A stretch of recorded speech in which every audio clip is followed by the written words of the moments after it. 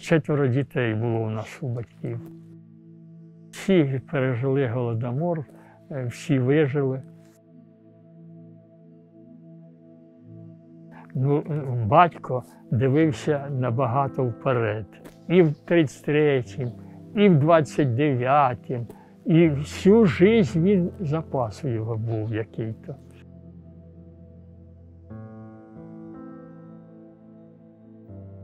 Батько ж багато допомагав в період 33-го року. Своїм близьким, сусіди. У нас дід Осакій був. Вони були сім'я, дід, бабуся і 3 дітей, 2 сина і 1 дочка. Вони пухлі були. Пухлі були. Це наші сусіди, хата з хатою. 1921 рік. Обухівка – це самий сильний голод був. От. Мої батьки, мій батько і мати, і ще сусіди – Самсін і Родеон. Оце 3.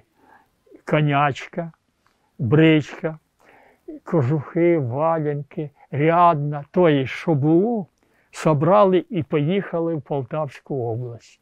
Там більш-менш був урожай.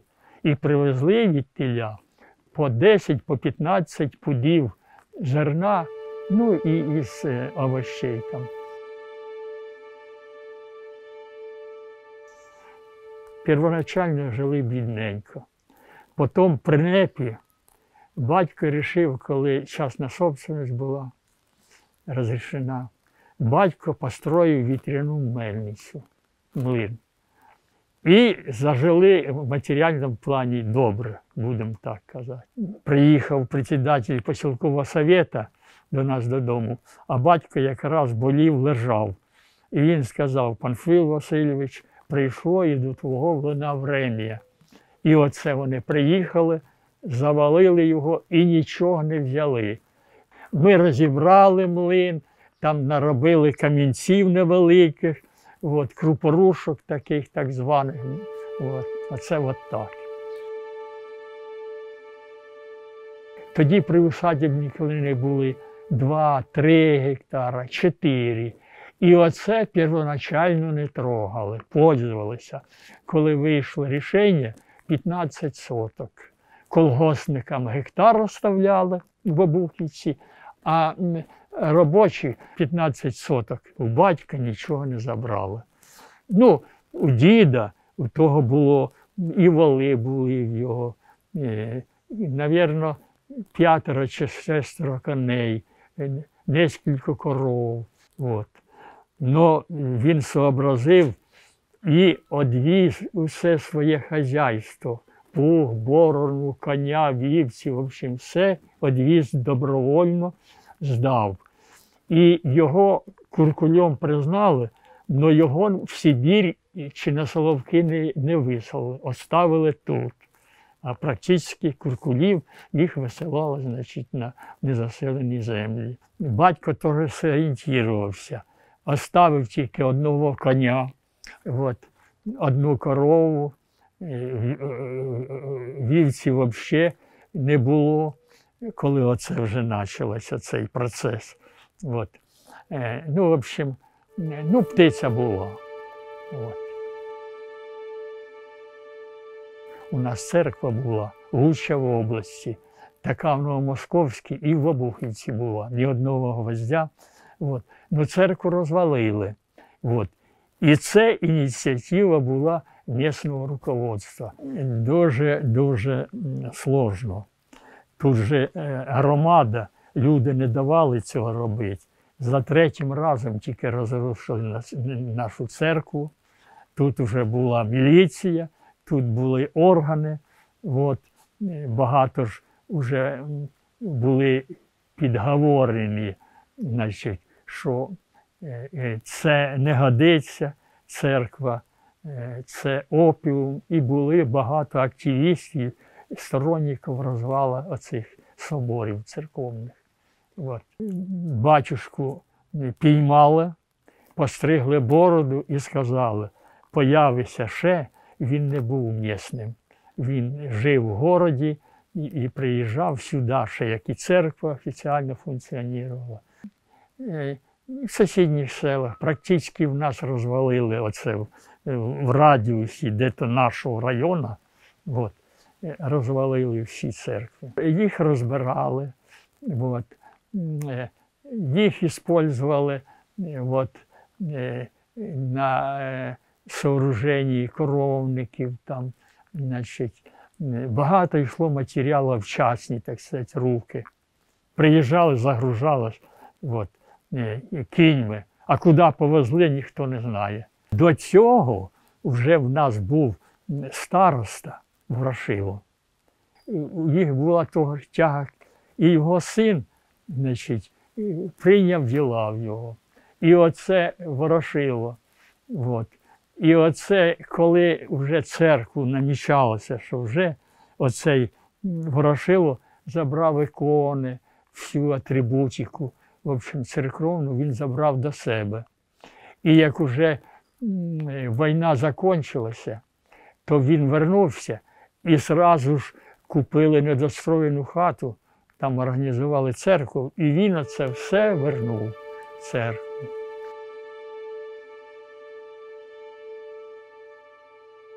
Люди, там кілька сімей збиралися і гнали оцих в шию. Да, в шию.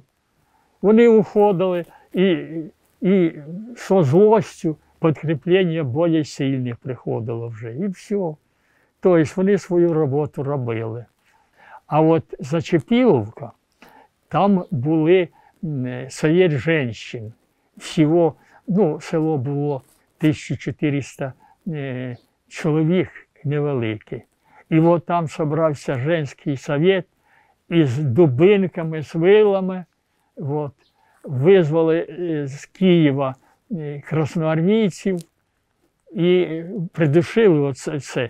І вони розібрали, оці жінки розібрали от той запас зерна на посів. Коли красноармійці приїхали, вони возвратили все і багато там посадили, в общем, прийняті були міри жорсткі. Були низьке сознання було, що їм оце платили. Оце Ванюша, те, що я казав, син саме багатого чоловіка в Обухівці. Оце він ходив. От. В одній бригаді можуть бути, в залежності від кого, як, 2, 3, 4 чоловіки. От таке кількість. Я знаю, що в нас там на Золотівці 2 бригади було. 2 бригади. Це на Золотівці. А по Обухівці, тоді по сотням, 6 сотня в нас була. Оце в нас 2 бригади було. В кожній сотні були свої бригади.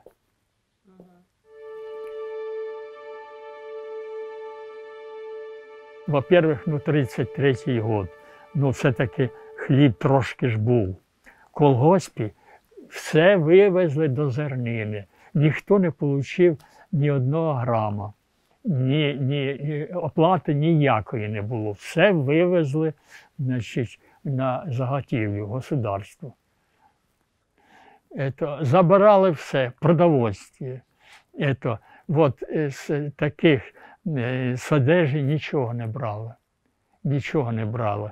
Та наверняка міняли. Тут опит 21-го року, чому багато вижило людей. По нашим розкладам, 33-й рік був дуже голодний. Він був на Обухівці трошки слабіший по порівнянню з 21-м роком. В степу так називались у нас мишаки. Тобто, як спеціально дуже багато мишей було в степу. І вони собі, як обичну миші, заготовлюють на зиму корма. Що? Зерно. Із мишія теж зерна. В общем, оце от таке. І вони собі оце собирали, прикривали оце землею, заготовляли на зиму собі корма. люди оце ходили, розбирали оці сооруження, і все те, що вони з землею, все збирали додому, приходили, фільтрували і оце питалися. Оце тут у нас в Обухівці, по-моєму, 8 озер. І тоді риби було. І в нас Чередницький там на Золотівці. То коли вже вони підсихали, води небагато було. Все Чередницьке було в кризі, зрубане, тому що риба задохнулася, і ото вирубували рибу і їли. Котів їли, собак їли. Примір, значить, оці ж сусіди, Осокії. А рядом Юхим жив. Ну, він на Петровці робив, ну, вони так, більш-менш. І в них був великий собака. А оце ж батько Осакій, Явтихій і Ананій утрьох пішли, забрали оцього собаку, от, принесли, привезли його, убили, з'їли і кошку вернули тому Юхиму. Врагами на всю життя залишилися. Їли все. Зачепиловка, вони пишуть, за 1 минуту 7 чоловік в районі вмирало. От. За час вмирало десь 1000 чоловік, а за сутки вмирало порядка 20 тисяч. Це саме ось ці піки були. Раз йшла команда в цьому Ванюшки, що він йшов із щупом, значить, це спеціально потрібно було, значить, чи куди-то відправити ці продукти, зерно, чи може зробити так, що ці люди, щоб вони страдали і щоб вони вмирали.